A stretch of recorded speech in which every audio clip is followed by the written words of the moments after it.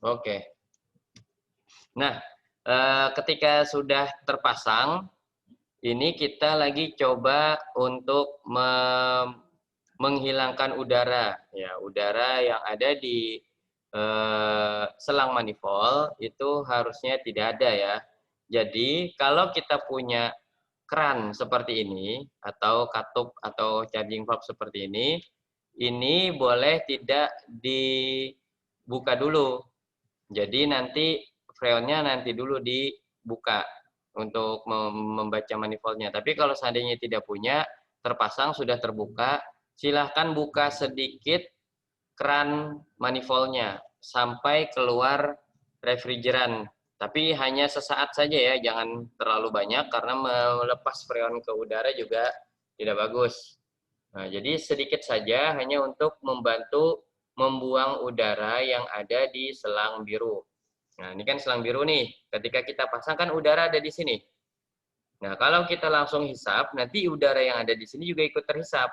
Makanya kita juga perlu buang dulu. Jadi dirilis dulu, dibuka sedikit, nanti udaranya keluar lewat selang kuning. Nah, kemudian ketika kita pump down, freon yang ada di sini juga ikut terhisap, tidak masalah karena kan udara sudah tidak masuk lagi. Itu nanti dipraktek ya, dilihat. Nah, kemudian setelah seperti itu, nanti tutup keran discharge.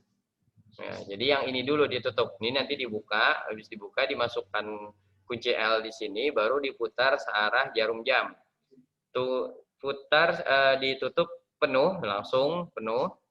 Nah, nanti setelah ini tertutup penuh, jarum manifold akan turun karena proses penghisapan freon terjadi karena yang dorong nggak ada kan. Jadi dia menghisap, jarum ini akan turun, terus turun sampai menuju angka 0, sampai melewati malah. Jadi kalau sudah mencapai angka 0, langsung pindah keran kunci L tadi ke keran yang suction dan putar lagi searah jarum jam hingga tertutup sempurna. Setelah tertutup sempurna semuanya, atas bawah atau discharge dan suction, langsung dimatikan AC-nya. Proses ini jangan terlalu lama ya, maksimal 5 menit.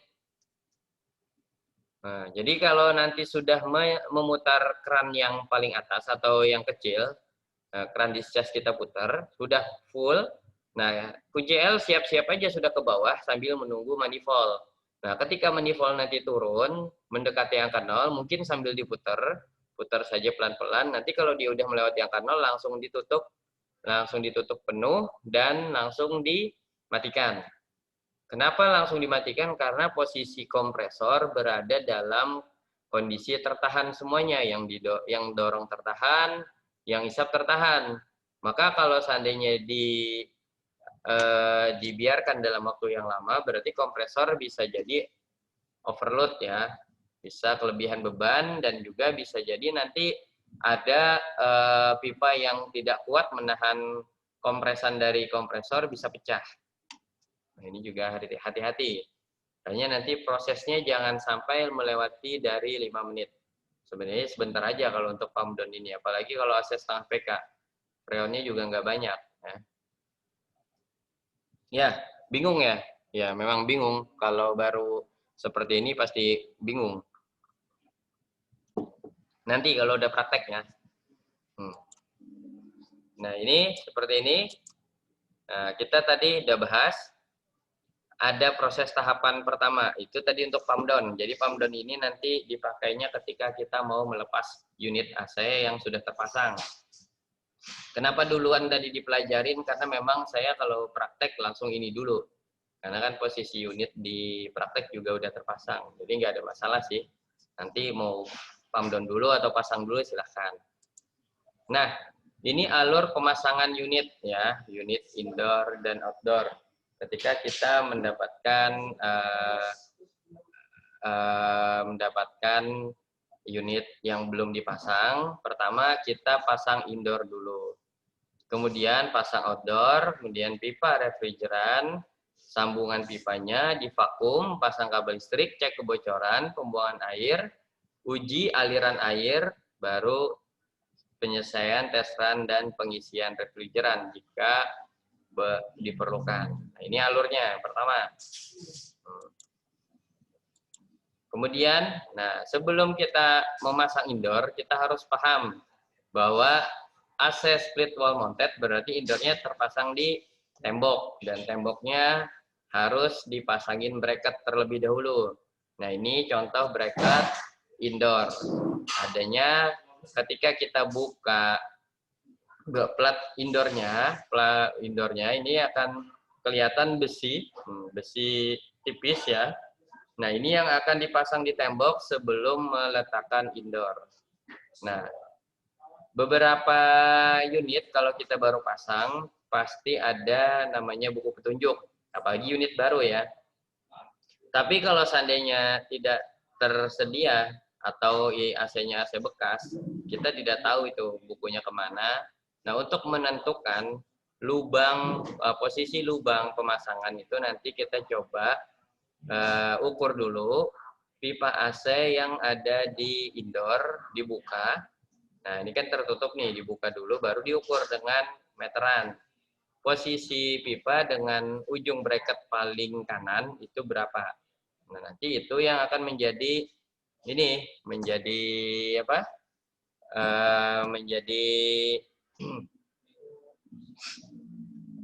menjadi ukuran kalau seandainya di mana nih ya posisinya gitu ya. Jadi kita bingung nih posisi lubangnya di mana. Jadi sebelum terpasang kita ukur dulu. Nanti repot kalau langsung pasang bracket baru kita bingung. Tadi gimana ya masang bracket ukurannya. Nah, jadi sebelum dipasang ukur dulu. Kalau di sini terlihat ukurannya adalah 7 cm dari pinggir pipa. Berarti nanti kalau kita mau membuat lubang yang paling pinggir atau sisi paling pinggir sebelah kiri lubang ada 7 cm ke ujung bracket sebelah kanan. Ya, gitu ya. Ya begini ya. Ini bracket, ini lubangnya. Jadi ini antara sini itu ada 7 cm. Nah, begini di sini. Itu kalau seandainya nggak ada plat buku petunjuknya. Kalau ada ya silakan. Yang ini ya. Nah, kelihatan. Nah, seperti ini. Nah, ini tadi kalau dari awal seperti ini terlipat, ini dibuka. Buka dulu baru pasang kembali, baru diukur. Nah, kemudian di sini di unitnya, nah ini nanti juga diukur kan, jadi berapa senti lubangnya. Nah, ini dipasang dulu platnya, terus kemudian diratakan pakai pengukur kerataan. Jangan dimiringkan sedikit pun, jadi harus rata ya. Nah, ini kemudian dibaut. Nah, kalau di tembok berarti pasang visor dulu, baru dibaut ya, pakai baut ulir, baut skrup. Nah, kemudian buka penutup indoor. Ya, penutup indoornya dulu dibuka. Ini contohnya pada Sedaikin, penutup filter. Nah, ini yang di sini ini namanya filter ya. Ini namanya filter. Nah, ini namanya filter. Kemudian setelah terbuka, buka lagi penutup kotak penutup sambungan listrik ya di sini sebenarnya. Nah, nanti terbuka seperti ini. Kemudian dibuka lemnya, dikupas kabelnya seperti ini. Kemudian dipasang ya. Nah, dipasang. Nah, sesuaikan nanti 1, 2, 3 ini apa saja yang dipakai. Nanti di order juga sama. Kalau biasanya satu itu kita pakai untuk L, yang 2 itu biru, yang 3 biasanya yang kuning atau hijau ya.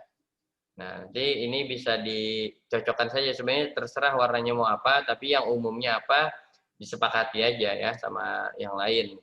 Kalau keumumannya itu tadi 1, 2, 3 itu coklat, biru sama kuning. Nah, ini satunya adalah untuk kabel ground. Ini contohnya untuk ini ya, untuk AC inverter nih. Jadi dia 4 kabel.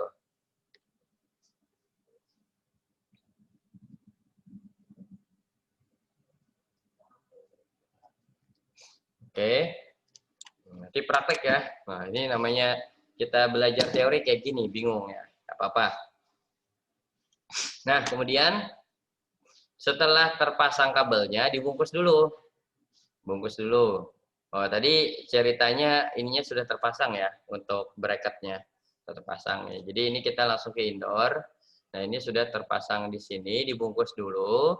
Kemudian setelah terbungkus, langsung dimasukkan ke lubangnya ya, lubang pipa yang ada di sini, lubang pipa.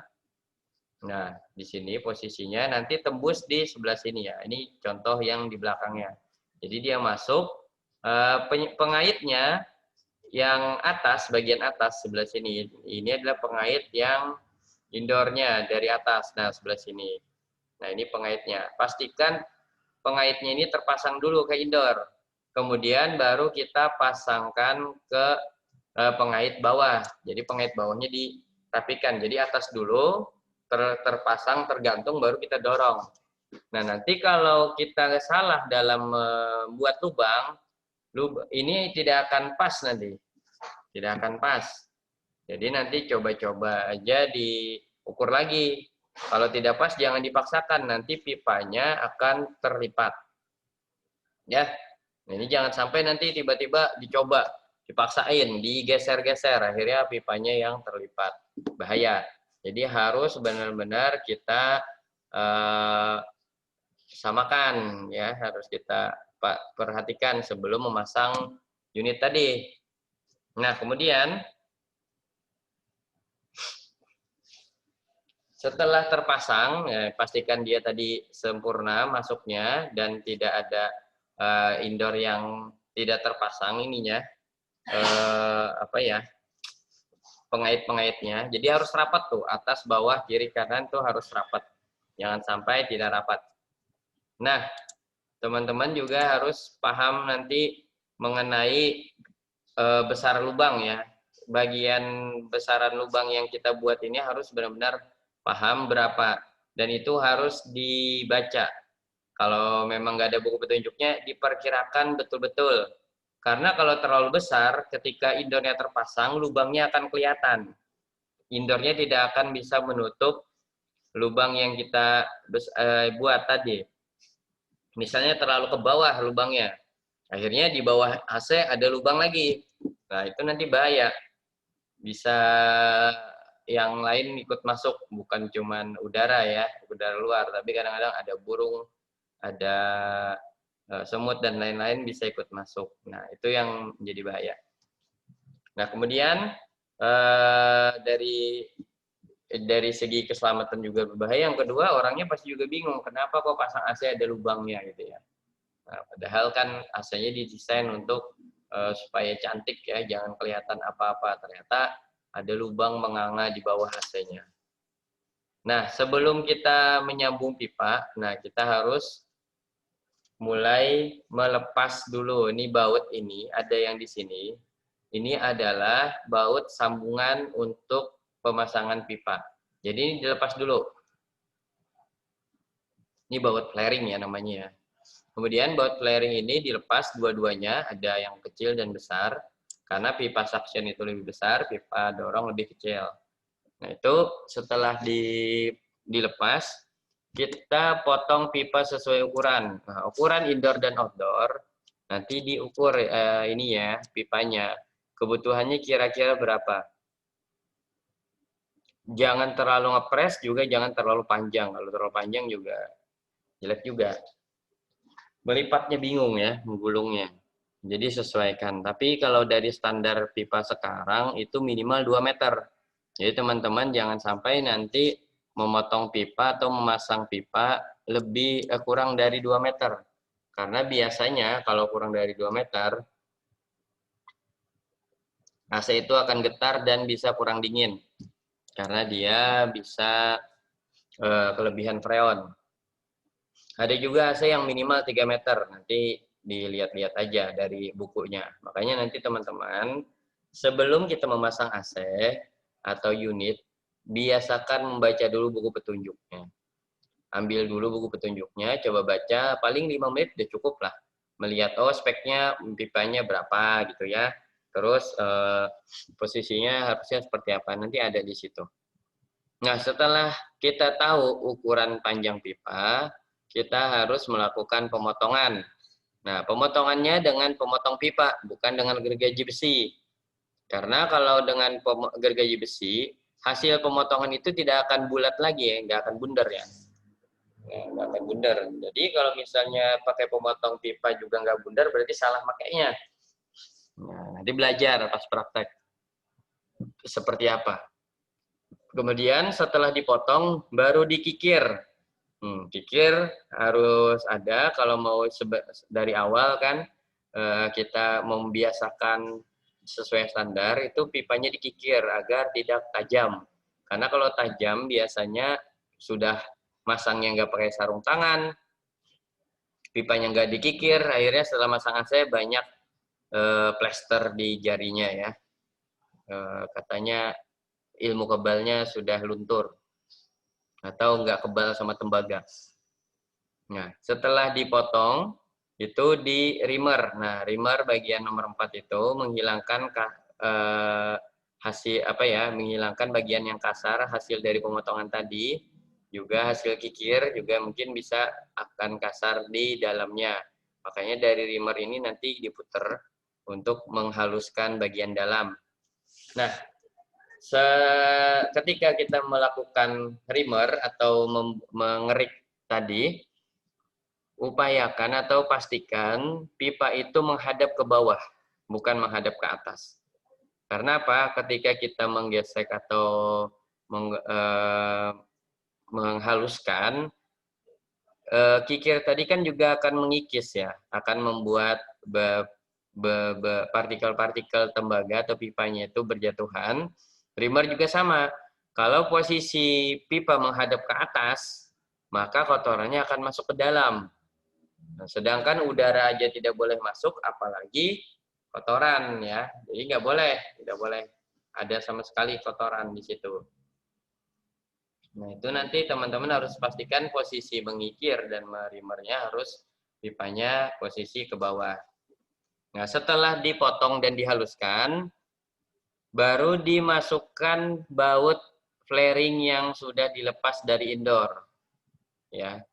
Jadi sebelum kita lakukan pelebaran pipa, masukkan dulu bautnya dan pastikan bautnya tidak terbalik. Jangan nanti bagian dratnya ke belakang. Jadi sudah di flaring, lupa pas mau pasang logo terbalik. Habisnya dipotong lagi, baru di flaring lagi. Itu sering tuh. Ada juga yang lupa masang bautnya, udah di flaring, semangat dua-duanya, tahu dipasang ternyata bautnya lupa disambungkan. Seperti itu teman-teman ya. Itu untuk indoor. Untuk outdoor, nah seperti ini. Kalau di rumahan biasanya kan ditempel di tembok juga pakai bracket. Nah kalau pakai bracket kita hanya menambah pelatihan untuk memasang baut dinabolnya. Tapi karena di sini juga nggak ada, saya juga di tempat praktek di sini juga nggak ada. Mungkin di sana juga nggak. Kalau ada AC boleh nanti dilihat itu seperti apa. Itu nanti harus dipasang sesuai dengan ininya ya, sesuai dengan kakinya. Kakinya lebarnya misalnya 50, berarti jarak kaki yang untuk dipasangin bracket harus 50. Tuh ya.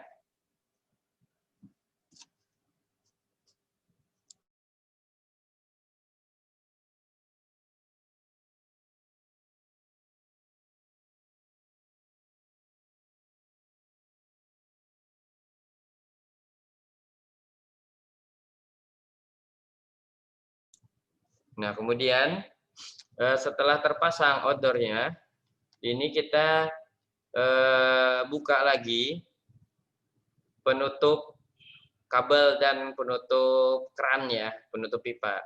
Beberapa unit ada yang tertutup semua, jadi dari penutup pipa dengan penutup kabel semuanya jadi satu. Namun ada juga yang tidak ya, seperti yang dicontohkan untuk ini tadi, untuk untuk pump down tadi. Nah ini tinggal dibuka baru diinikan.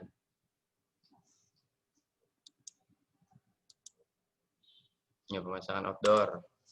Nah nanti setelah pemasangan outdoor selesai, kita juga akan mengambil baut untuk di flaring ya, untuk dipasangkan di flaringnya. Jadi kita setelah pasang outdoor, mungkin kita memotong pipanya setelah outdoor terpasang. Oh, butuhnya segini gitu ya. Jadi nggak diukur, hanya diposisikan pipanya langsung dipaskan ke outdoornya. Itu juga bisa juga untuk menghemat bahan ya. Jadi nggak terlalu banyak yang terbuang setelah pemasangan indoor. Nah, kemudian kita ambil lagi pipanya, kita kikir sama seperti yang di indoor, kemudian dipasang di flaring dan dipasang bautnya dan di flaring.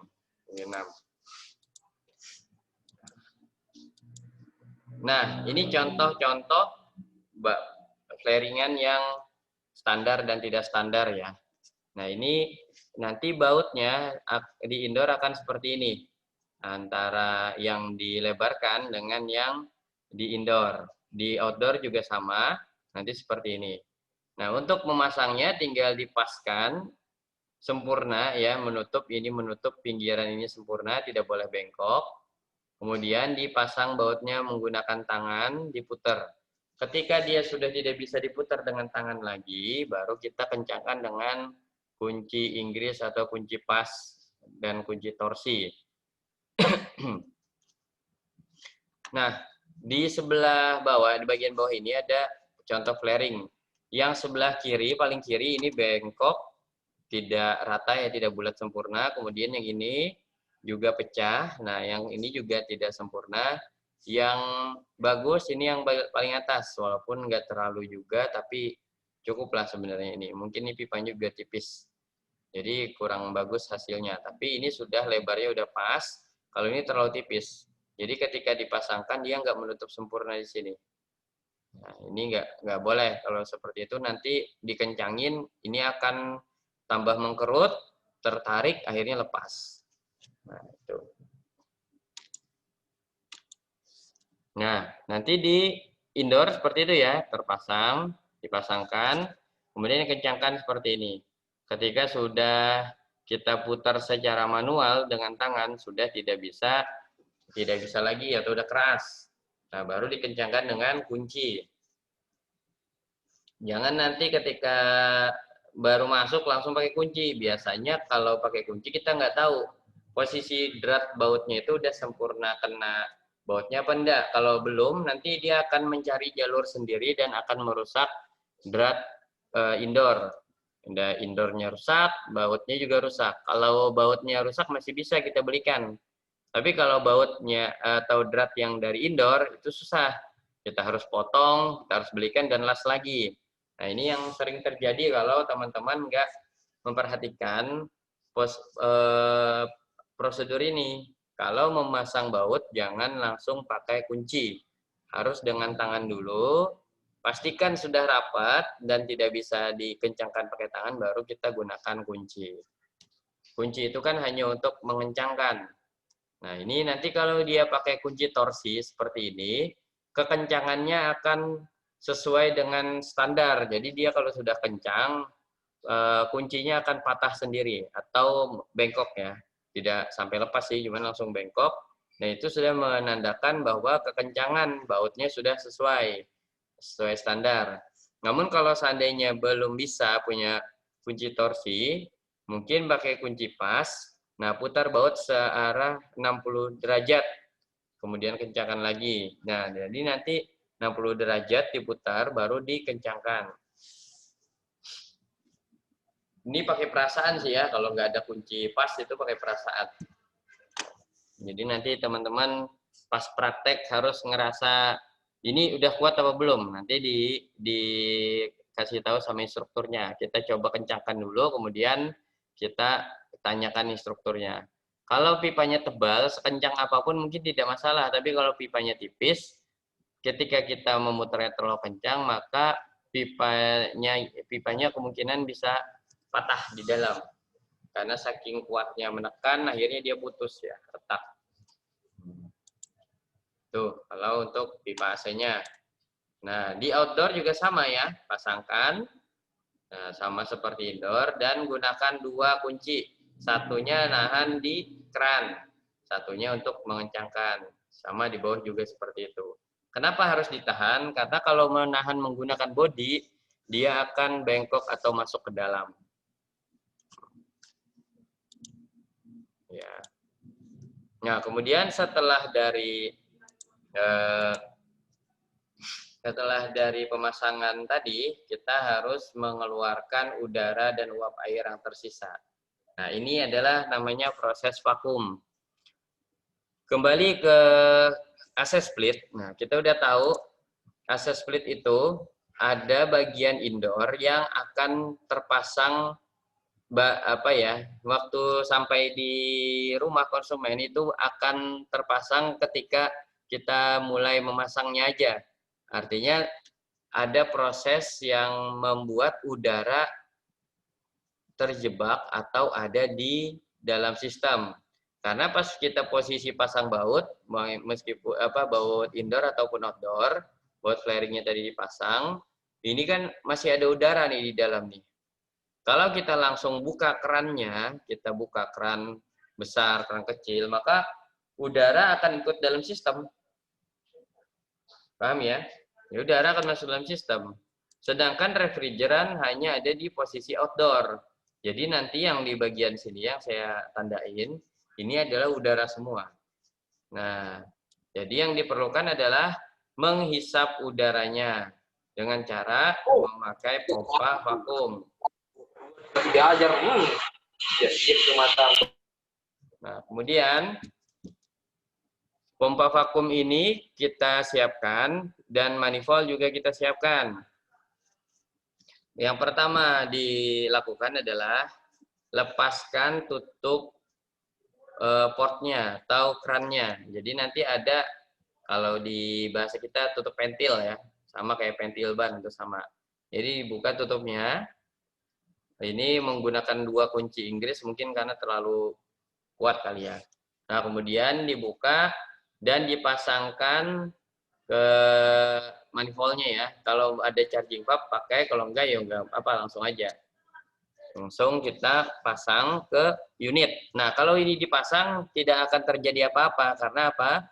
Freonnya belum kita buka. Freon yang di dalam outdoor ini belum dibuka ya, keran ini belum dibuka. Jadi kita mau menghisap udara dari keran discharge ke keran suction. Nah, jadi kalau ini kan dia langsung nih. Langsung ada hubungannya antara pipa AC dengan selang. Jadi dia loss di sini ya. Setelah terpasang, pasangkan lagi selang yang kuning ke unit vakum. Jadi ada satu jalur yang kita pakai ya, jalur yang biru ini ke selang kuning. Jadi nanti keran ini dibuka. Setelah terpasang, selang kuningnya ke vakum, dinyalakan. Vakum dinyalakan, baru dibuka keran manifoldnya yang biru. Yang merah kan nggak kita pakai nih. Jadi kalau keran merahnya dibuka, nanti udara di sini terisap. Jadi ini tetap ditutup. Nah, dibuka searah berlawanan jarum jam sampai kelihatan nanti jarum manifold akan turun ke bawah dari 0 bisa minus 30. Ya, karena dia sedang dihisap. Jadi tekanannya minus ya. Ada proses penghisapan udara. Nah, kalau di sini ada acuan sekitar 10 menit. Dibiarkan vakum menyala dan perhatikan jarum dia tertarik ke bawah ya. Jadi terhisap ya. Tuh. Nah, tunggu selama 10 menit atau 1 batang rokok kata Mas Rahmadi. Nah, ini 1 batang ya. Itu 1 batang tuh 10 menit. Ya. Kemudian setelah vakum atau sambil vakum bisa saja kita memasang kabel. Ya 10 menit itu kan lama tuh. Kalau ngelihat WA juga nggak ada yang WA, kasihan juga 10 menit itu aja dilihatin. Jadi mending kita pasang kabel. Nah, pasang kabelnya, dibuka penutup kabelnya, kemudian posisi kabel samakan kayak di indoor. Misalnya nomor 1 warnanya coklat, nomor 2 warnanya kuning, nomor 3 warnanya biru juga seperti itu. Jangan dibolak-balik. Ya, harus sama. Harus pas. Nah, kemudian dipasangkan di outdoor. Setelah terpasang dengan sempurna, ditutup lagi klemnya ya. Ditutup. Ini contoh AC inverter nih. Dan powernya atau AC code-nya ambil di outdoor, bukan di indoor.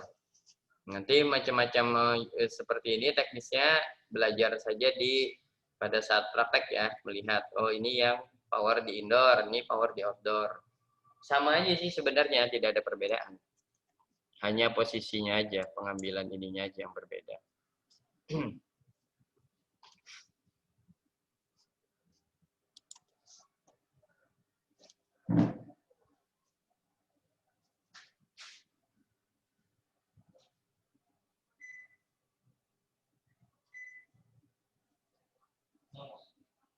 Panas.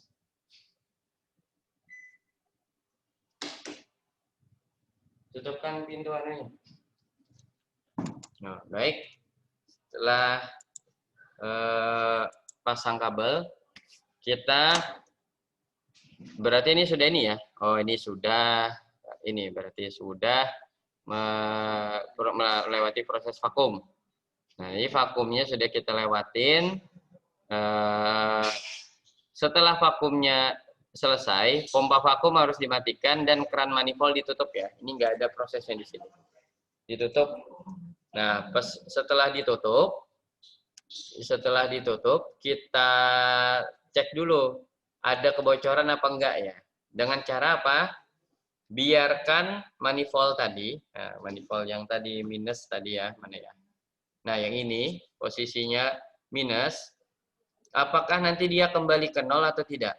Jadi setelah vakum selesai, biarkan dulu setelah vakum dimatikan, biarkan dulu posisi manifold seperti itu. Kalau dia ada kembali ke nol, berarti sambungan kita bocor. Karena udara masuk kembali. Vakum kan harusnya nggak ada udara yang masuk. Ini masuk kembali. Nah, jadi nanti dilihat. Kalau dia ada kembali, berarti bocornya besar. Coba lagi dicek flaringan. Nah, daripada setelah kita vakum, kemudian langsung buka freonnya, ternyata ada bocor, freonnya ikut terbuang. Kemudian, kalau seandainya tidak ada dengan cara mengecek vakum atau posisi vakum dicek nggak kembali jarumnya, kita cek lagi dengan cara apa? Membuka freonnya sedikit. Jadi buka dulu sedikit di keran yang kecil atau pipa kecil itu diputar 90 derajat atau siku ya. 90 derajat. Nah, setelah 90 derajat dibuka, biarkan 5 detik, hitung 1 2 3 4 5, baru tutup lagi. Ini menggunakan kunci L ya. Nah, setelah dibuka itu 5 menit biasanya di manifold akan naik. Kalau R32 biasanya naiknya kurang lebih sekitar 150-an ke atas ya, kalau 5 detik. Nah, nanti tekanan freon itulah yang akan digunakan untuk mengetahui ada bocor apa enggak. Setelah dibuka dan ditutup, ambil kuas atau sejenisnya untuk menutup sambungan dengan air sabun. Jadi gimana caranya pakai air sabun? Kita taruh di sekitar baut.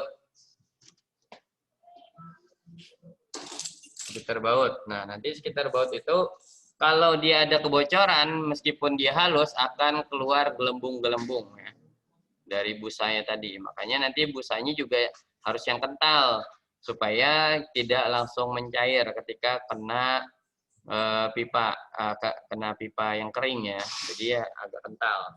Nanti kelihatan nanti buih-buih atau gelembung-gelembung. Di mana saja yang dicek ya di semua sambungan ada 4 titik kan, di indoor 2, di outdoor 2. Tuh, habis cek.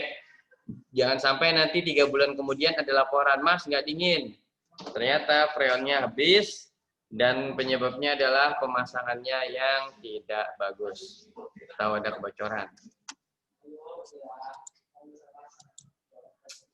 Nah, ini beberapa yang perlu diperhatikan sebelum kita menguji AC-nya.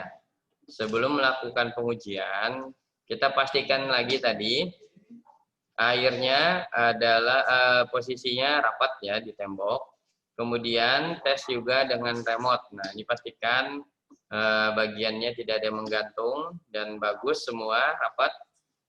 Tidak ada yang terkeluar gitu ya, ada yang renggang. Nah, kemudian cek lagi remote-nya. Pakai remote bisa apa enggak.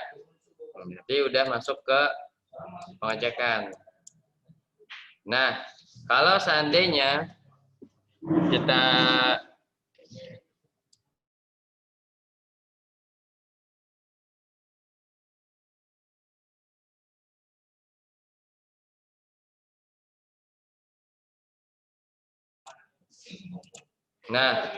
kalau kita menemukan ada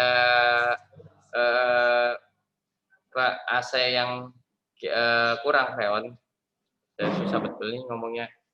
Nah, jadi misalnya begini, kita habis pasang unit, kemudian kita ukur ketika dia nyala berapa tekanan refrigerannya. Oh iya, tadi ya setelah kita cek bocor ini sudah selesai, langsung kita buka kerannya dua-duanya ya. Jadi keran kecil dan keran besar langsung dibuka full. Nah, dibuka untuk mengalirkan freon dari indoor ke outdoor. Kalau nggak dibuka nanti ketika AC-nya nyala, ini nggak ngalir. Jadi harus dibuka dua-duanya ya. Tadi lupa ya di bagian setelah cek bocor. Nah, setelah cek bocor, kita perhatikan kondisi tekanan freonnya berapa. Kalau dia di bawah dari standar, misalnya R22 harusnya 60 sampai 100 lah ya. Kemudian di situ hanya sekitar 40 atau 30, maka ada indikasi itu akan kurang freon. Kemudian R40A juga minimal itu 130, R32 juga 130. Nah, kita harus melakukan pengisian ulang atau penambahan refrigeran. Nah, ketika kita mau menambahkan, posisinya seperti ini nanti ya.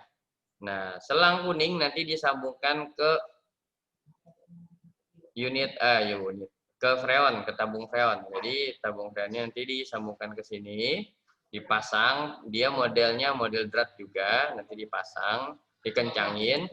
Kemudian sebelum kita melepas freon dari selang kuning ke selang biru, itu pertama kali adalah kita buang dulu udara yang ada di selang kuning, ya, buang dulu ada selang kuning. Terserah mau pakai metode apa, bisa jadi memakai tekanan freon yang ada di unit. Ya, jadi ketika kita pasang selang kuning, udah rapat di manifold dan di tabung, kemudian buka keran birunya. Nah, keran biru terbuka, otomatis freon yang ada di selang biru tadi akan mengalir ke selang kuning. Nah, nanti di sini kita buka lagi, kita buka sedikit. Nah, dan ini harus dengan sarung tangan ya, biar tidak mengganggu ini. Takutnya nanti kebanyakan buka malah tangannya nanti terlalu dingin dan bisa melepuh. Nah, ini buka sedikit saja sebenarnya. Sedikit, mungkin nggak perlu lama, yang penting ada keluar freonnya, langsung ditutup kembali, dirapatkan. Nah, itu untuk menghindari adanya udara yang ada di selang kuning. Atau bisa juga dengan cara, setelah selang kuning terpasang ke refrigeran, selang biru ini jangan dibuka dulu. Jangan langsung dibuka, buka dulu keran yang ada di freon. Keran yang ada di freon dibuka, kemudian buka keran yang merah. Keran merah kan bebas nih, nggak ada kemana-mana. Nah, itu dibuka sampai keluar refrigeran sedikit ya. Kalau sudah keluar berarti udaranya sudah terdorong. Nah, setelah udara terdorong, tutup kembali, jangan dibuka terus, habis freonnya. Nah, ditutup kembali keran merahnya, silakan buka keran biru dengan perlahan. Karena apa? Yang mengalir ke unit AC, karena di sini adalah pipa yang masuk ke kompresor, berarti harus dalam wujud gas. Jadi kalau kita langsung buka, di sini juga sama kayak gas LPG. Bentuknya juga ada yang cair kalau masih penuh. Kita langsung buka, maka cairan masuk akan merusak kompresor. Nah, itu kalau untuk menambah ya atau mengisi. Nah, seperti itu. Kalau nanti kita ketemu AC-nya harus ditambah atau diisi freonnya. Ya. Kemudian cek lagi kinerja AC setelah kita lepaskan freonnya tadi, kita tambahkan kalau perlu. Nah, kemudian setelah menyala kita tunggu sekitar 5-10 menit, ukur kembali udara yang masuk dan keluar. Sama kayak kemarin, harus 8 sampai 12 derajat. Kalau seandainya lebih dari 12 derajat, itu juga tidak normal ya. Misalnya perbedaannya sampai 20 derajat, kemungkinan malah AC-nya nggak ngalir dinginnya atau kipasnya nggak kerja dengan maksimal, itu bisa. Jadi sampai terlalu jauh perbedaannya. Nah, seperti itu teman-teman materi pemasangan. Saya rasa seperti tadi tidak akan bisa maksimal karena kita harus langsung mempraktekkannya. Namun di sini ada poin penting yang perlu teman-teman pahami, bahwa tidak ada pemasangan AC yang bisa tanpa melewati proses vakum. AC apapun itu, kalau dia terpisah atau split ya. Kalau misalnya ada orang lain bilang nggak perlu vakum atau pakai vakum body, saya tidak menyarankannya. Karena secara kompetensi pun dan standar dari pabrikan itu tidak ada yang bisa nggak divakum. Ada juga yang mengatakan harus bisa juga dengan flushing gitu kan, dengan flushing. Nah itu yang juga tidak boleh. Karena pertama yang jadi masalah dia melepaskan freon ke udara. Itu pun nggak boleh ya. Kemudian yang kedua, ketika freon dilepaskan dengan jumlah yang banyak, maka akan mengurangi isi dari freon yang ada di dalam outdoor. Harusnya cukup, dari pabrikan misalnya pipanya 3 meter cukup, tapi karena tidak divakum dan membuang udaranya dengan cara membuang freon yang ada di unit, maka kemungkinan besar di dalam unit akan terjadi kekurangan refrigeran. Nah, gitu ya. Padahal kalau AC baru, kalau masih di bawah 10 meter, itu tidak perlu ada penambahan refrigeran. Ini teman-teman harus paham di situ. Nah, itu. Baik, ini ada yang bertanya. Waduh, Mas Safi'i. Mas, saya mau tanya ada 3 jenis, R22/10, R sama 34. Nah, yang mau tanyakan kenapa mereka bisa beda, apakah fungsinya juga beda atau bagaimana? Maksud saya bukan freon, bukan refrigeran. Saya jawab ya, freon dan refrigeran itu sama. Nah, jadi nama aslinya sebenarnya refrigeran. Freon itu merek. Sama kayak dulu motor. Motor itu ada Honda. Jadi karena saking terkenalnya Honda atau dulu yang punya motor itu cuma ada Honda, akhirnya setiap ada motor walaupun mereknya Yamaha disebutnya Honda. Jadi ketika ada ditanyakan dia naik apa? Naik Honda. Honda apa? Honda Yamaha. Nah, bingung kan? Nah, itu sama refrigeran dengan freon. Aslinya namanya itu adalah refrigeran. Kemudian yang membuat refrigeran itu dulu mereknya namanya Freon. Yang sebelumnya itu Dupont. Sebelum Dupont itu namanya Freon. Nah, jadi orang dulu itu taunya refrigeran itu ya Freon. Jadi Freon apa? Freon R22. Padahal dia refrigeran. Yang jadi masalah sekarang, refrigeran sendiri juga dipakai jadi merek oleh pabrikan Freon. Nah, jadi bingung ya. Freon merek, refrigeran juga merek sekarang. Jadi refrigeran merek Freon, Freon merek refrigeran, kan aneh kan? Tapi itulah. Tapi yang pasti kalau nama aslinya nanti teman-teman kalau menjawab pertanyaan teori, hindari menggunakan kata Freon. Karena nama aslinya adalah refrigeran. Meskipun ada merek refrigeran dengan refrigeran. Nah, jadi bingung ya. Ya nggak apa-apa. Itu pengetahuan ya. Yang kedua, jenis freon itu nggak cuma 3. Ada banyak sekali dan itu ratusan. yang dipakai untuk unit AC split sekarang, nah ini sekarang. Kalau dulu itu banyak tuh sebelum ini ada R12, ada R11, terus ada juga pakai amoniak. Nah, jadi macam-macam ya refrigeran ini. Refrigeran ini ada yang memang dipakai dihasilkan oleh alam atau gas alam. LPG itu juga termasuk refrigerannya. LPG itu jenisnya adalah buten. Nah, korek gas itu juga refrigeran. Itu sama, cuman tidak dipakai di unit AC karena mudah terbakar. Jadi nanti kalau mau bahas refrigeran nih panjang nih ceritanya, nggak cuman seperti ini. Jadi kalau jenis refrigeran pun ada banyak, nggak cuma 3 jenis ini. Cuman yang kemarin saya contohkan yang ada dipakai di pabrikan AC sekarang itu ada 3 jenis, R22, R40A, dan R32, bukan R34 ya Mas Safi ya, R32. Nah, R32 dan R40 ini juga sama refrigeran jenis sintetik, jadi bukan gas alam. Nah, R22 ini juga sama sintetik. Kenapa berbeda? Nah, kenapa mereka bisa beda? Karena memang beda. Ya, R22, R10A itu memang jenis kimianya berbeda. Jadi itu berbedanya karena memang isinya berbeda. Antara air teh dengan kopi itu beda ya. Jadi kita nggak bisa samakan. Kenapa teh dan kopi beda? Ya karena beda.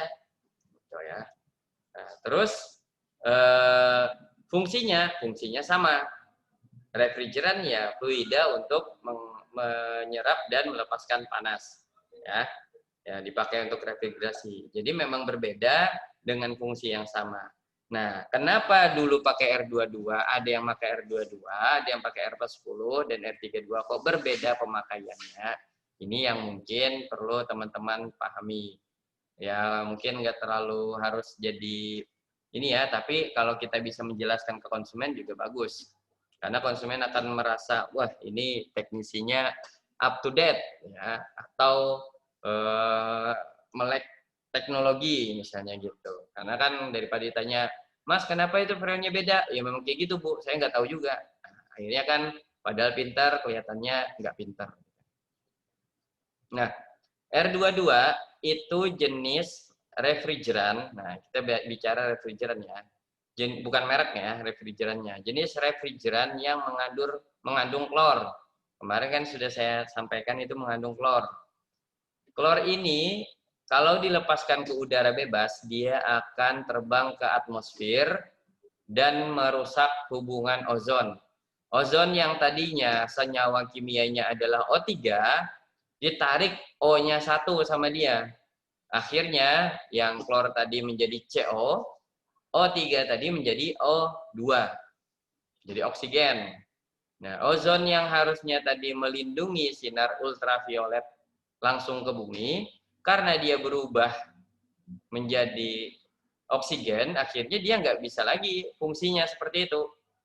Makanya nanti kalau digambarkan itu di atas sana bolong tuh ozon, atmosfernya bolong. Sehingga katanya banyak kanker kulit.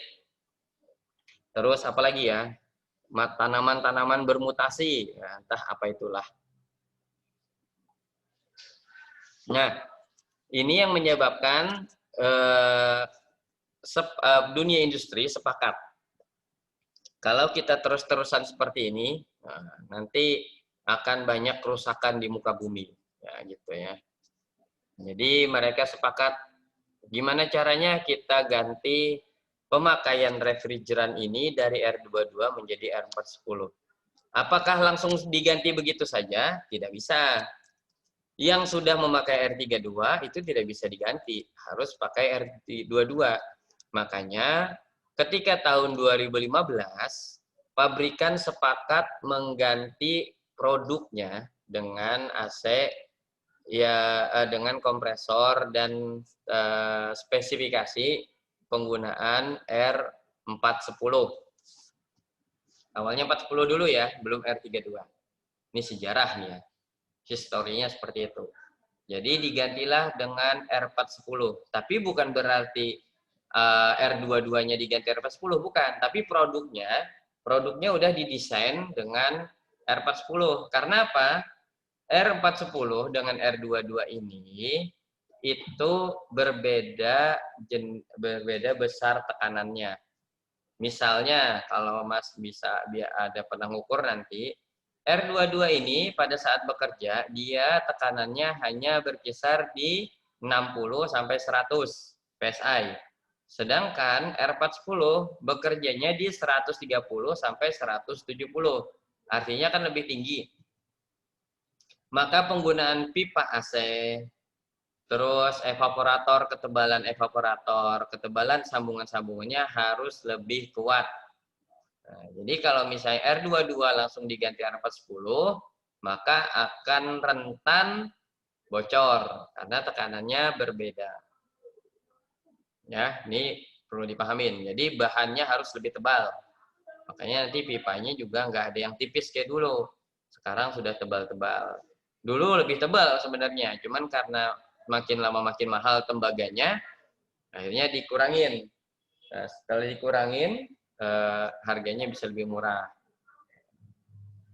Nah, kemudian R410 dipakai di tahun 2015 sampai sekitaran tahun 2017 lah, kalau nggak salah ya. Ada masalah lagi. Wah, jadi masalah lagi. Ternyata R410 ini memiliki global warming potential yang tinggi. Artinya, ketika dia terlepas ke udara, dia masih mengambang-ambang di atmosfer. Sehingga panas bumi yang masuk dari matahari nggak bisa keluar lagi, terpantul lagi. Yang disebut orang efek rumah kaca. Nah, ini yang harus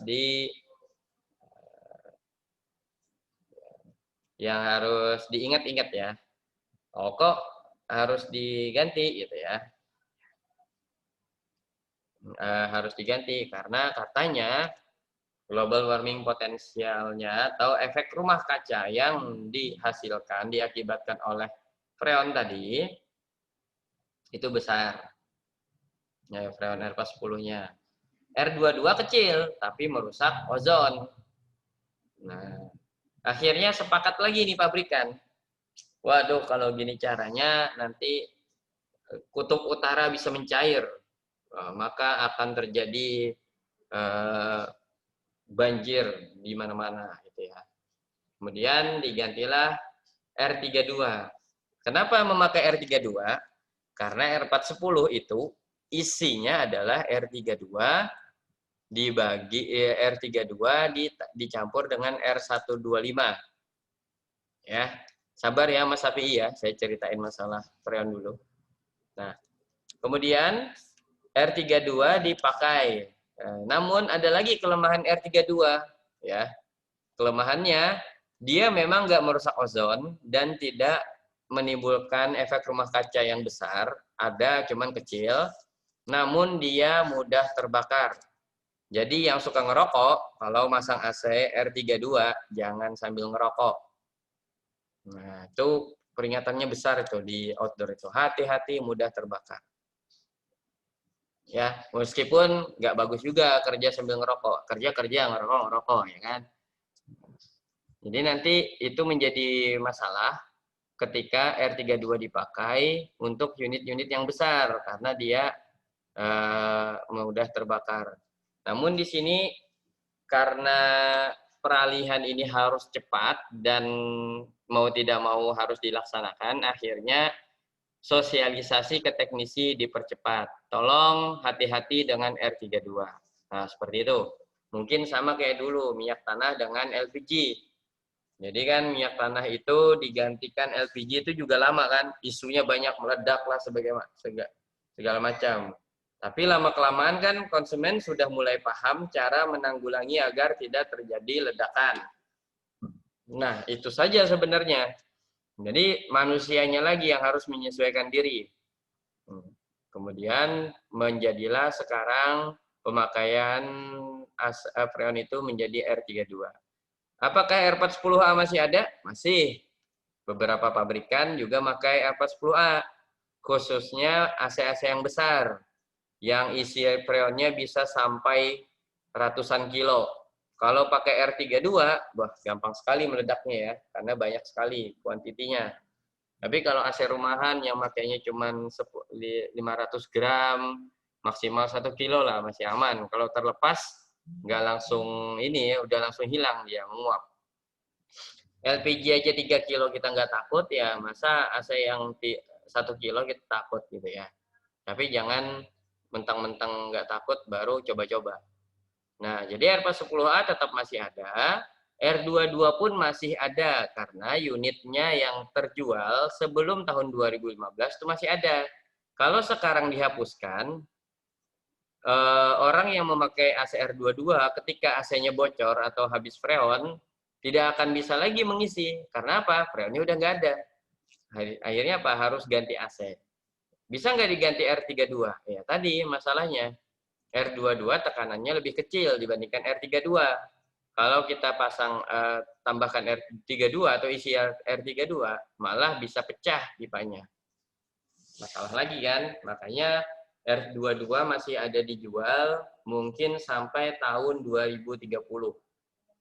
Kemarin tuh sampai dari ininya kesepakatannya sih 2035 kayaknya dipercepat.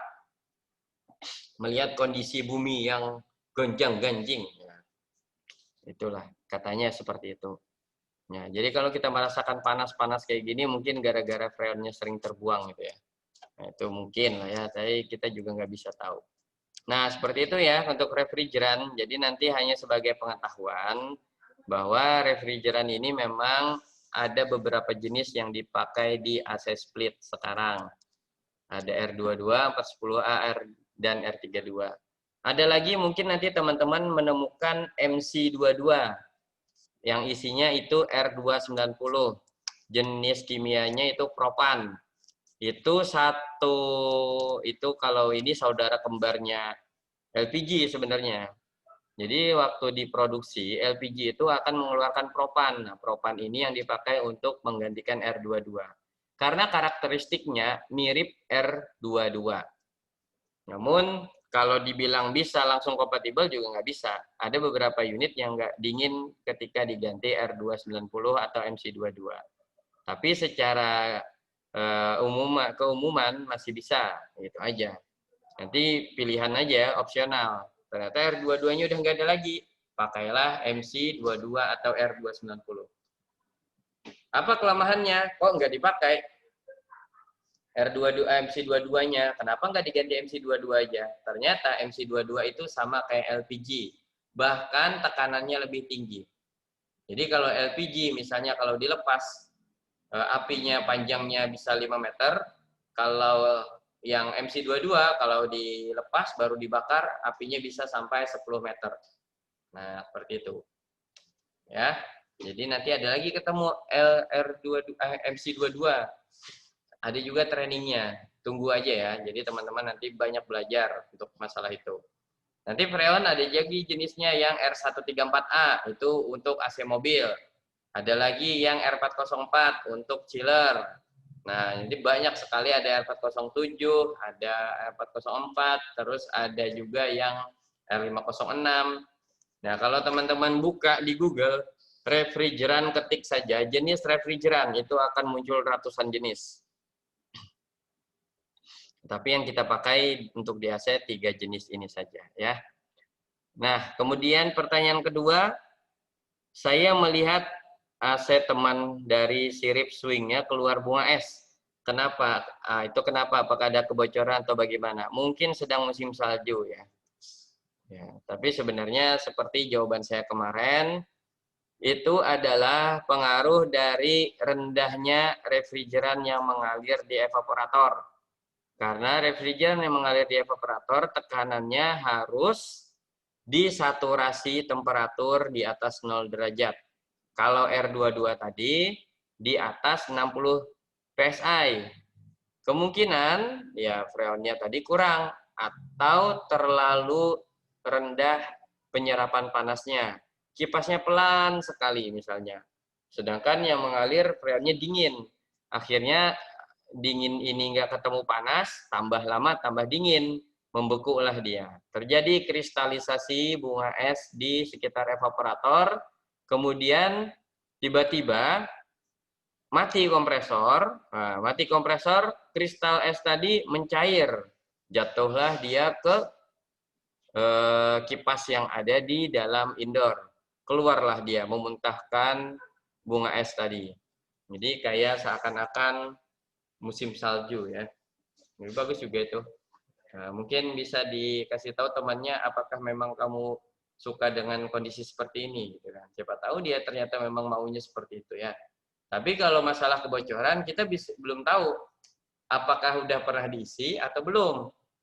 Nah, kalau seandainya dia bilang saya udah pernah isi, kemudian gini lagi, kemudian isi lagi, berarti bocor. Tapi ternyata dia belum pernah isi. Nah, nanti kita cek dulu, coba ditambahkan. Itu kemungkinan besar tekanannya menurun, tekanan freonnya. Namun penyebabnya ini ada dua ya.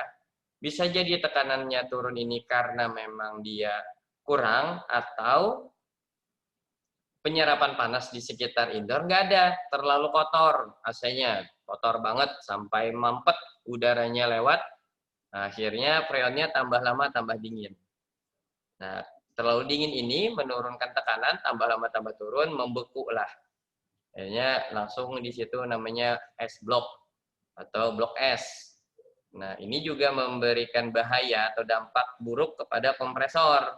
Ketika freonnya terlalu rendah suhunya, nggak ada penyerapan panas, maka yang kembali ke kompresor itu bentuknya masih cair.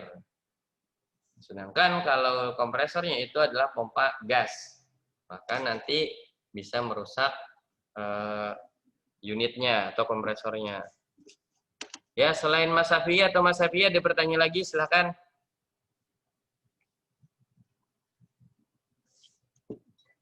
Pak, nanya. Ya, Mas Fatur. Itu AC yang pakai inverter itu maksudnya inverter yang pengubah arus DC ke AC kan? Benar.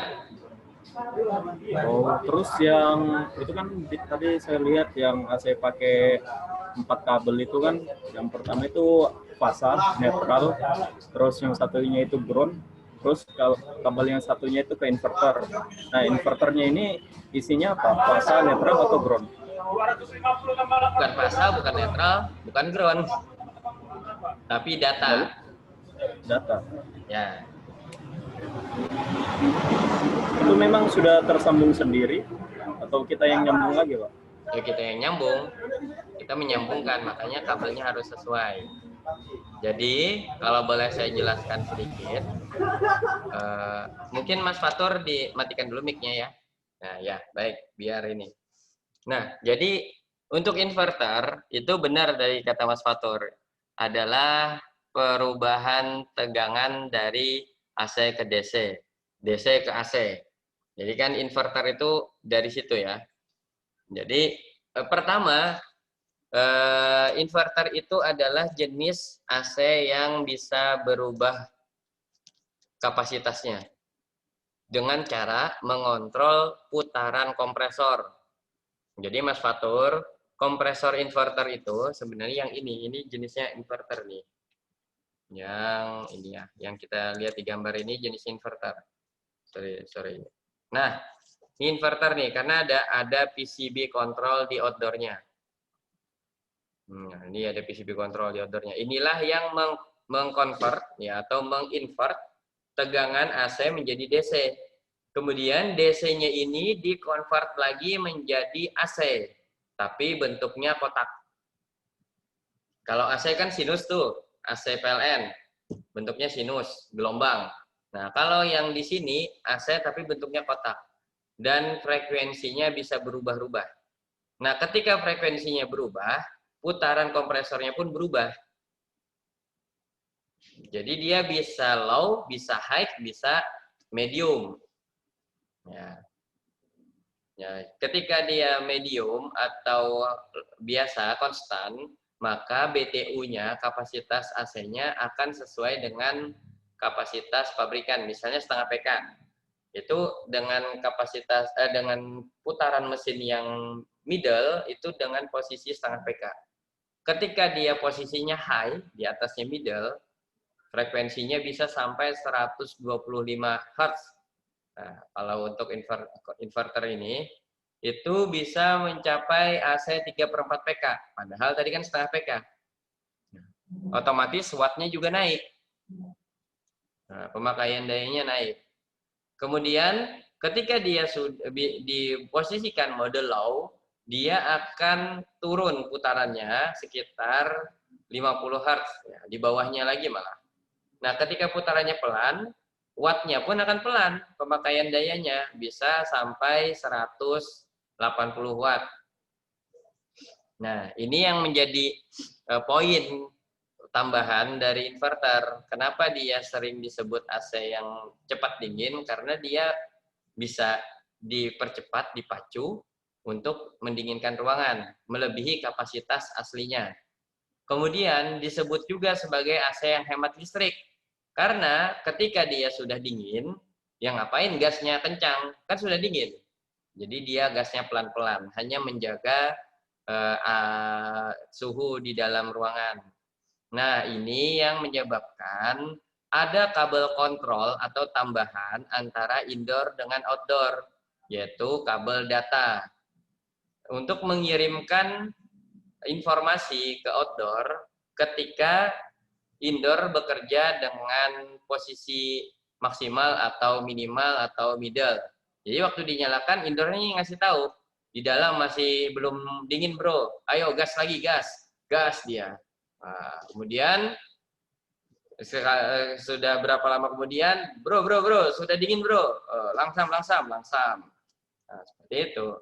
Nah, ketika itu ada datang lagi orang masuk ke dalam rumah, bro datang, marah-marah orangnya, panas nih panas, dinginkan lagi, dingin. Nah, seperti itu. Nah, jadi pinter AC-nya. AC-nya bisa mengkondisikan unitnya dengan sesuai ya, dengan kebutuhan. Namun kebutuhan ini juga harus pas, nggak bisa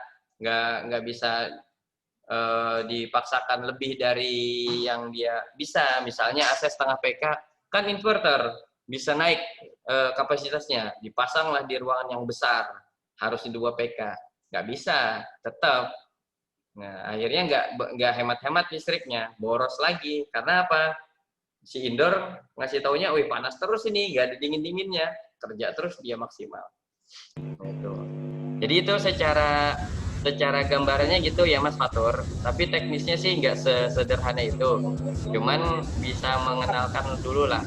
Inverter itu dia ada kabel data untuk komunikasi antara indoor ke outdoor.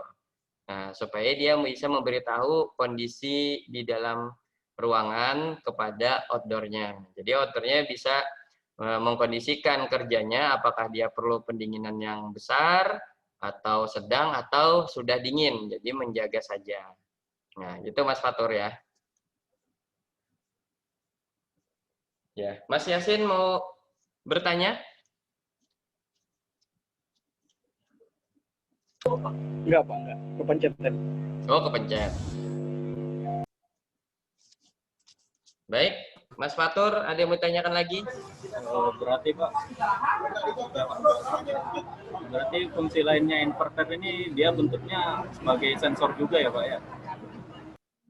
Bukan fungsi lain, memang harus ada sensor. Semuanya kan pakai sensor.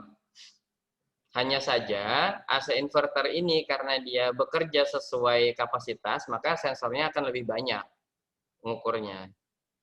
Termasuk ada sensor inframerah yang ditambahkan kalau di AC-AC yang lebih canggih lagi, dia bisa mendeteksi suhu tubuh.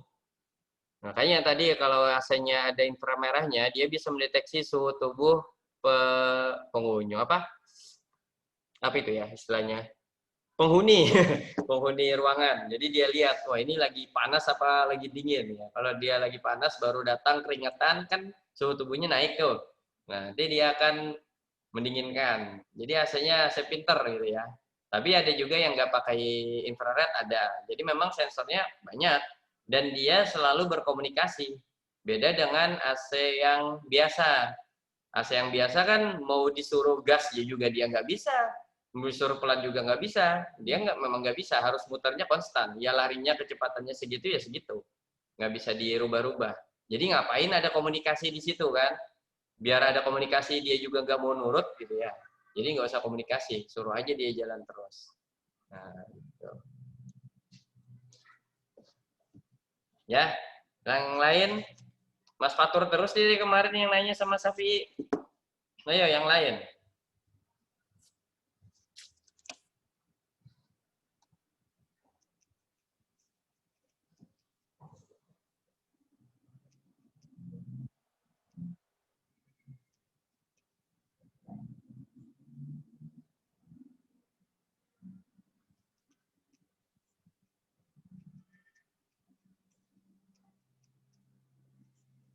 Yang lain silakan.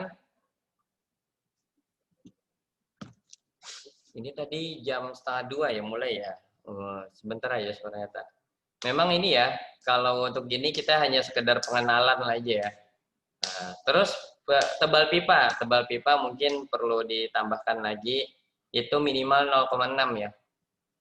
Jadi nanti ditanya kenapa harus 0,6, karena tekanan refrigerannya R32 dan R410 seperti yang ditanyakan Mas Safi'i tadi, itu memang tinggi. Jadi kalau memakai standar tebal pipa yang lama, itu akan mengakibatkan kebocoran atau retak ya, karena terlalu tinggi tekanannya.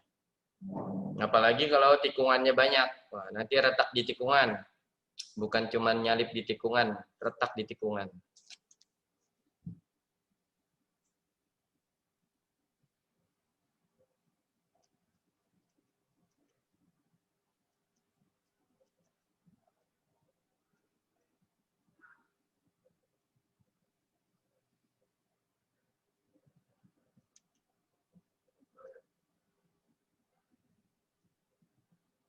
Baik, yang lain, ayo. Mas Fatur ini nongkrongnya di mana ini? Kayaknya ramai terus belakang.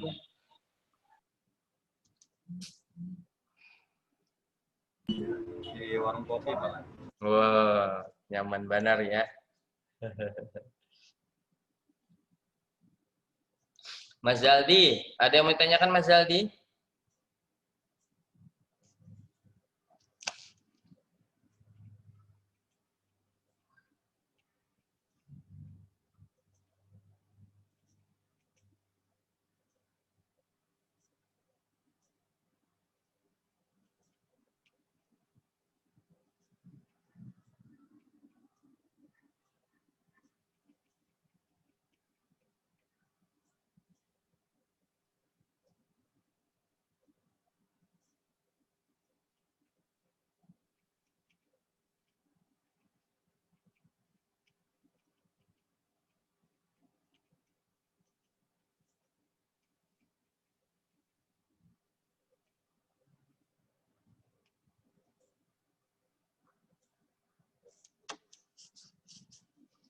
Mana nih yang lain nih? Bapak, besok untuk hari Jumat itu mulainya siang lagi atau pagi lagi, Pak? Kayaknya lebih gampangnya kita siang lagi ya, atau gimana, pagi kah?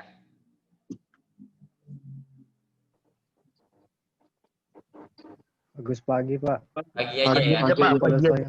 Bagus pagi, Pak. Bagus pagi, Pak. Oh iya, Soalnya iya. kalau siang, Iya Pak, kalau siang Pak Iya, ngantuk. Pak. Kalau siang ngantuk, Pak. Padahal pagi juga Kalau ngantuk. pagi belum bangun, Pak. Bukan ngantuk kalau pagi belum bangun.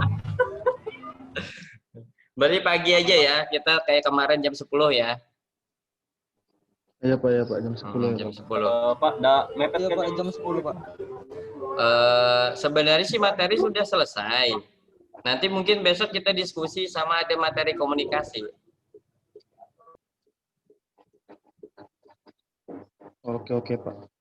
Tapi kalau memang ada yang mau dipelajari lagi, nggak apa-apa, kita coba lagi. Diulas lagi aja, Pak, diulas lagi. Yang mana yang diulas? Jangan semuanya. Ya enggak lah, Pak. Yang mana? Ayo kita sepakati. Yang mau diulas lagi apa? Ya, yang untuk yang baru gitu, nah, Pak. Maksudnya kan ada yang baru yang hari pertama belum ikut. Oh, berarti materi hari pertama ya. Oh iya ya Pak. Iya Pak, betul. Iya, iya, iya. Atau nanti saya coba bikin soal. Ya, bikin soal, nanti saya kirimkan ke grup, minta sama admin grup nanti. Nanti teman-teman coba jawab soalnya sendiri-sendiri, nanti kita diskusi. Gimana?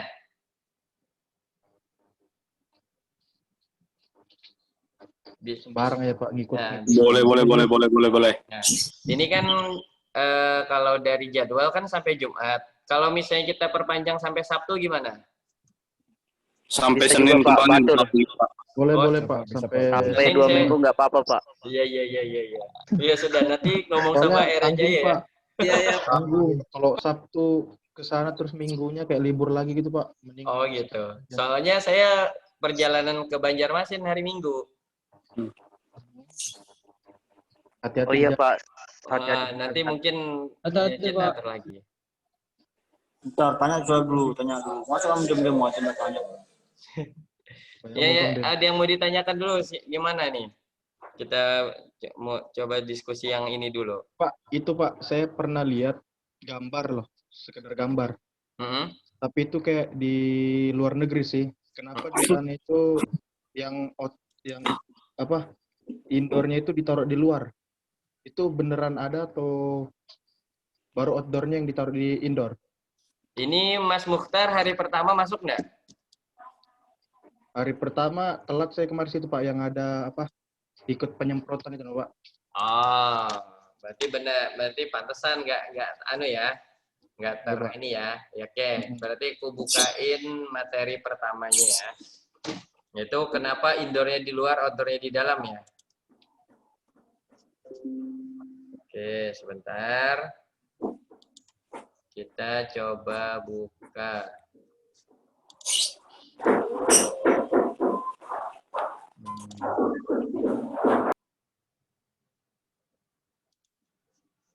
Share screen.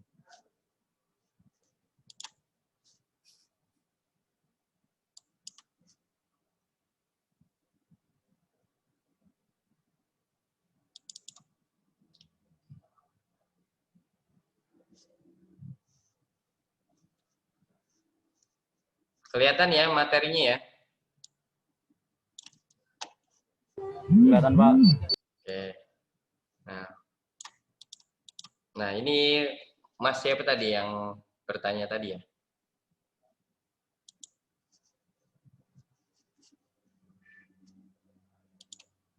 Nah coba kita ini kan. Wih, ternyata nama saya juga belum diganti.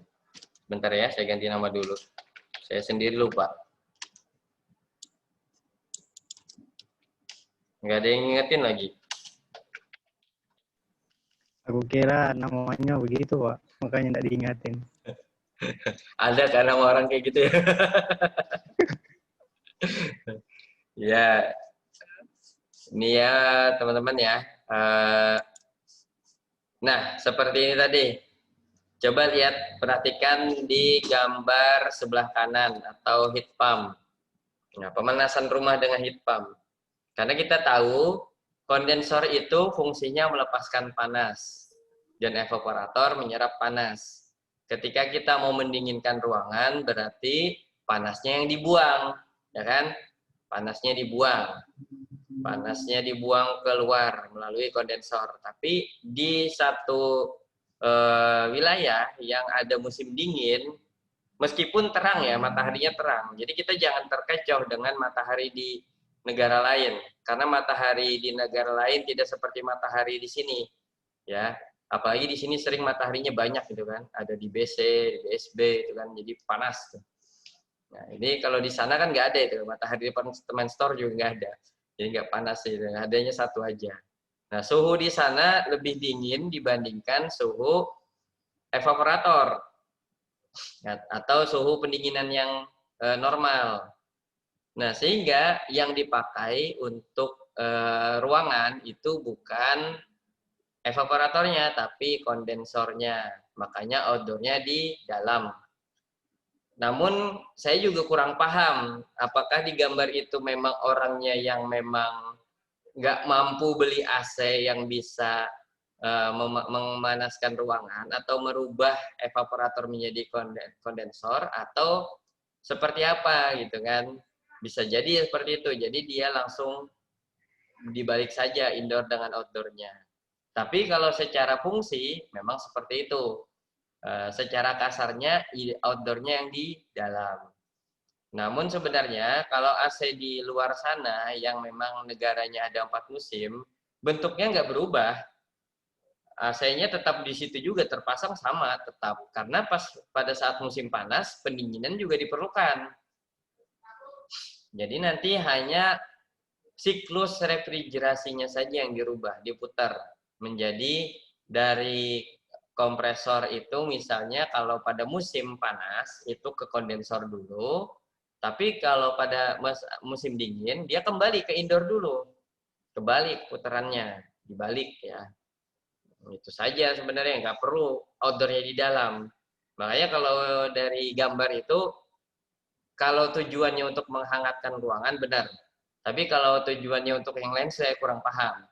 Nah, karena kan hanya gambar, bukan video, dan tidak ada kata-kata yang lain gitu kan. Paling kadang-kadang jadi lelucon, gitu ya. Ada juga yang memasang indoor dengan outdoor bersebelahan di dalam ruangan juga ada. Itu kadang-kadang juga jadi lelucon saja. Jadi nggak tahu itu apakah fungsinya seperti apa, kurang tahu, saya kurang paham. Tapi secara fungsi untuk memanaskan ruangan memang seperti itu kasarnya.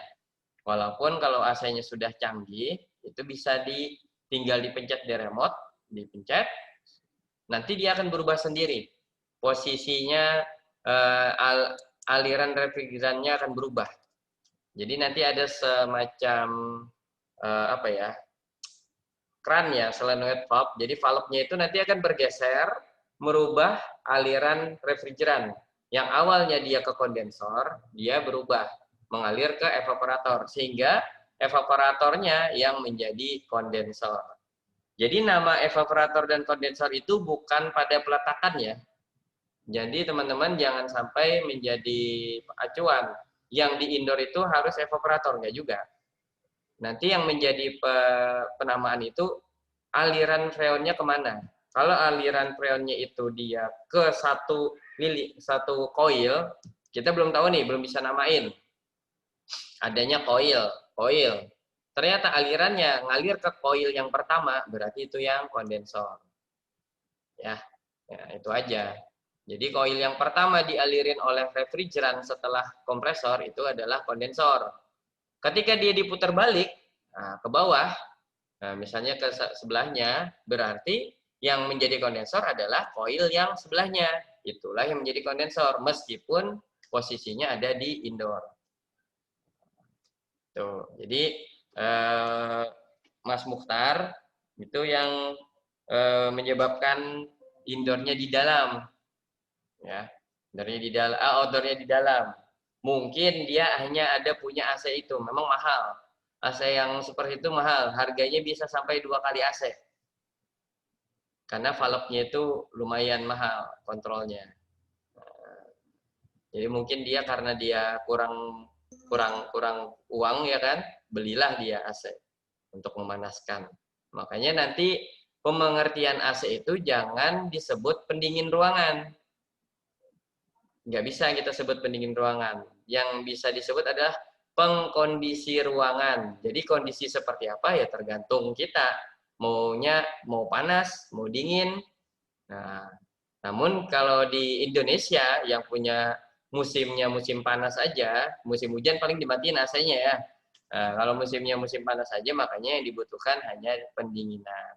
Cooling, ya, coolingnya yang dipakai. Heatingnya tidak dipakai. Akhirnya ke sini, orang produksi AC hanya cooling saja. Nah, jadi dulu awalnya AC itu masuk ke Indonesia itu 2 fungsi. Karena langsung dari Jepang. Nah, sekarang pabriknya Indonesia, jadi ngapain bikin pemanas gitu ya. Nggak ada kerjaan, nggak dipakai juga. Ya, Mas Mukhtar, kira-kira ada yang ditanyakan lagi? Sudah Pak, paham. Sudah. Ya. Berarti kita nanti materi yang pertama ya, materi yang awal. Insya Allah berarti Saya besok kita materi komunikasi dulu, nanti hari Sabtu kita ulas yang awal. Ya. Karena materi komunikasi ada juga sih diperlukan, jadi ya mungkin nanti sedikit-sedikit lah.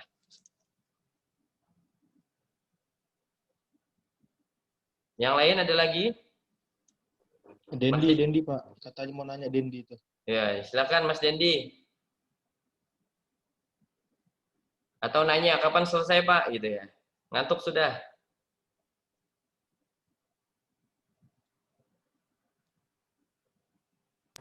Udah hilang ngantuknya, Pak. Dendi balas chat Dendi itu Pak. Balas Pak. chat Dendi itu. Izin bertanya, Pak. Ya, silakan Mas Rahmadi. Kan di kondenser itu kan ada pipa selang kecil, Pak. Itu kemungkinan besarnya bisa terjadi bocor nggak di situ, Pak? Di kondensor selang kecil. Iya, kan ada selang kecil-kecil itu. Melingkar. Iya. Itu bukan kondensor. Oh, bukan, Pak ya? Selang itu namanya kapiler. Oh, kapiler. Ya, atau pipa ekspansi. Atau yang mana sih selang Yang itu Pak, yang di kondenser itu yang melengkung? Iya, yang begini Pak modelnya. Oh, yang U kayak U gitu ya? Iya betul. Oh. Itu bisa terjadi bocor nggak Pak kira-kira? Bisa. Berarti cara pengecekannya sama seperti tadi, pakai sabun juga ya? Benar. Yang cek bocor itu paling bisa ya pakai sabun. Oh iya Pak. Atau direndam. Direndam dengan air di dalam bak air ya. Dalam bak air itu bisa. Ya, nah paling gampang tuh kayak gitu, ngecek bocor kayak tukang tambal ban lah. Outdoornya yang direndam Pak. Ya, outdoornya bisa direndam. Yang penting jangan sampai airnya masuk ke dalam sistem. Kami sering merendam outdoor. Jangan salah, kita sering merendam outdoor. Atau kondensornya kita lepas, kita potong. Cuman direndamnya nggak pakai sabun, Mas.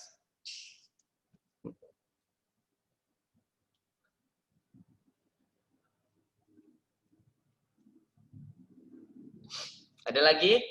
Oh ya Pak, sudah paham. Itu aja yang ingin saya tanyakan tadi. Kemungkinan bocor itu banyak, Mas. Setiap di aliran freon itu kemungkinan bocor ada. Di evaporator, di pipa kapiler, di keran yang itu juga ada. Ya, artinya setiap jalur yang dilewatin sama freon itu semuanya berpotensi untuk bocor. Nah, itu aja. Jadi nggak bisa kita bilang ini nggak mungkin bocor, nggak. Namanya barang atau satu bahan lama-lama kan bisa korosi. Meskipun tembaga tetap ada waktu korosinya. Nah, ketika dia di dekat pantai apalagi itu sangat sering itu korosi. Bocor dia. Satu titik bocor, kita tambal, dilas gitu kan, ternyata di sebelahnya bulan depan bocor lagi. Makanya kalau ada ketemu kondensor bocor, lebih baik sarankan untuk mengganti kondensor. Kalau nggak ada kondensornya, ya cari yang sama. Kalau nggak ada yang sama, ya cari AC yang baru, misalnya gitu aja. Mau gimana lagi ya, namanya bocor. Kita juga bukan Superman ya, bisa bikin bagus sempurna itu. Namanya kita kan ada keterbatasan. Oke. Kalau nggak ada, ya memang nggak ada gini, nanti aja ya.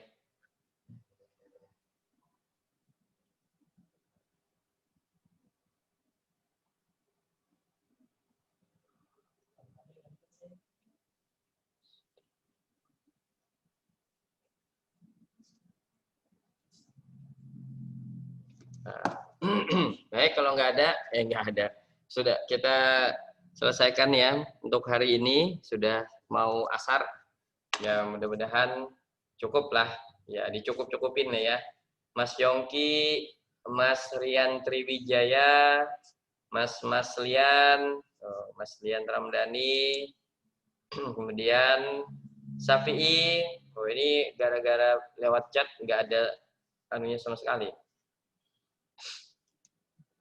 Terus Mas Safi'i, mana Mas Safi'i? Mas Rahmat juga, Mas Yusuf. Iya, Pak. Oh ya.